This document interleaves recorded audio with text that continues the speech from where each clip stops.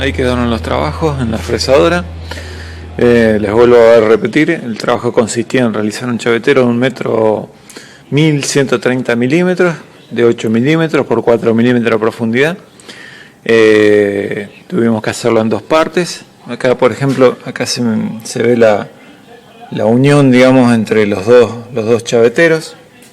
Empezamos por el lado más corto, hicimos unos 600 milímetros, y después hicimos el lado más corto, que era el restante, que es un poquito más de 650, 670 milímetros. Y ahí lo unimos. Lo que hicimos fue siempre nivelar, colocamos la chaveta o el material de muestra de chaveta, y mediante un nivel lo que hacíamos era nivelar con la burbuja. Entonces eso nos da, aparte que verificamos con la herramienta también, pero muy poquitito. Acá este es justamente uno de los que se me fue un poquito. A ver si con el zoom quizás. Ahí está.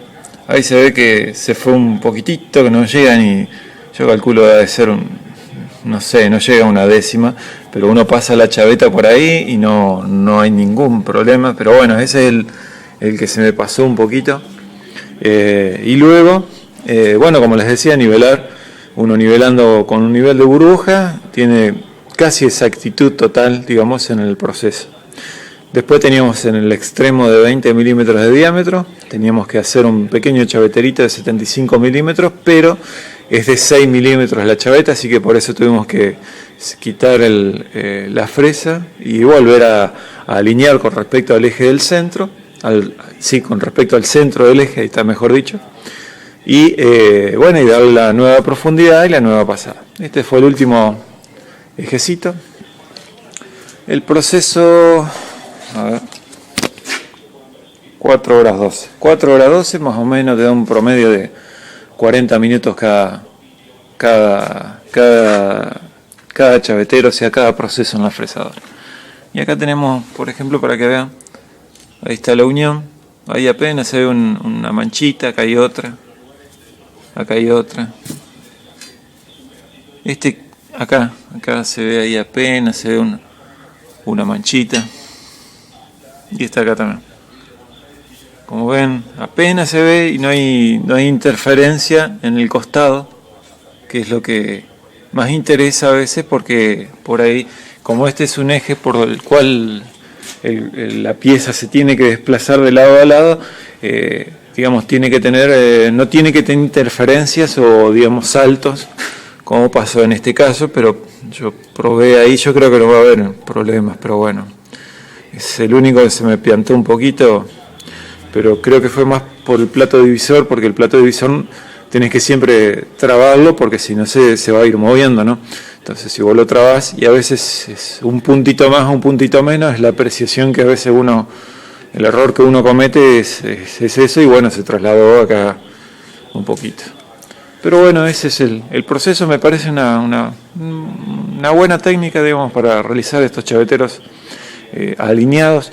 A veces ocurre que en materiales que están sobretensionados, cuando uno va maquinando el chavetero, se van distensionando o van caminando o se van torciendo, digamos. Y bueno, en esos casos hay que evaluar un poquito, quizás conversarlo con el cliente que tiene ese problema, o cambiar capaz el material, va a haber que cambiarlo, porque si está sobretensionado significa que hay un problema interno. Me ha ocurrido una vez en muchos años realizando en un eje de 35, me acuerdo que chavetero de 10 creo que era, y bueno, hablamos con el cliente y bueno, lo fuimos realizando a tramos de 300 milímetros los chaveteros, digamos, todo continuo, pero lo íbamos siguiendo, digamos, acompañando el movimiento, y quedó bastante derecho.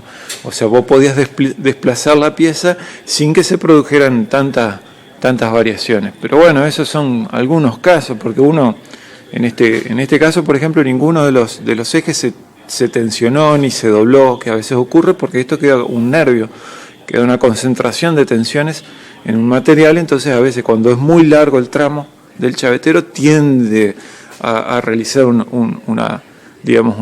comba, por la tensión, o bueno, como les decía, si tienes tensiones internas del material se empieza a distensionar y empieza a moverse. En esos casos, bueno, es complicado el trabajo, pero siempre es bueno tener la comunicación con el cliente, y si es para el trabajo para uno, y bueno, habría que evaluar el cambio del material, porque es un material que está tensionado, es un material que no va a servir, o sea que si ocurre esto en la fresadora, en el torno también se va a tensionar y va a ser peor todavía. Bueno, ese era el trabajito que quería mostrarles, un sencillito. Ya hemos hecho en otras oportunidades, creo que uno de los primeros videos que subí hace muchos años era el trabajo de este tipo, y hace mucho que no entraba un chavetero larguito.